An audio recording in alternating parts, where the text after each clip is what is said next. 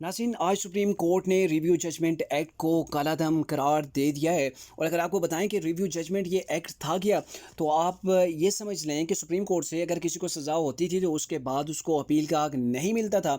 और इसीलिए बहुत से जो है वो लोग आज भी सज़ाएं भुगत रहे हैं, जिसके अंदर सबका प्राइम मिनिस्टर जो 3 बार के इलेक्टेड प्राइम मिनिस्टर रह चुके हैं, नवाज शरीफ, उनको भी सुप्रीम कोर्ट ने ही नाअहल किया था और उसके बाद उन्हें अपील का हक भी नहीं दिया गया था। और यही कुछ हुआ था जहांगीर तरीन के साथ भी।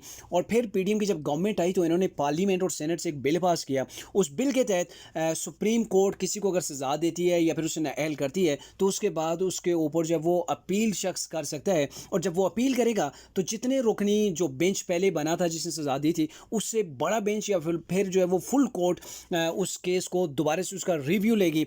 तो इसको पार्लियामेंट और सेनेट से पास किया गया था। लेकिन अभी जो देखें, सुप्रीम कोर्ट ने इसको कलअदम करार दे दिया, तो इसकी जो टाइम फ्रेम है, इसकी वजह से इस फैसले के अंदर से सियासत की बू भी नज़र आ रही है। चूँकि सुप्रीम कोर्ट ने इस फैसले को महफूज किया था आज से ठीक 53 दिन पहले, यानी कि 53 डेज़ पहले इसको फैसले को महफूज किया गया था। और जब पीडीएम की गवर्नमेंट ख़त्म हो गई, अगले ही दिन जाके इसके ऊपर जो वो फैसला सुना दिया गया।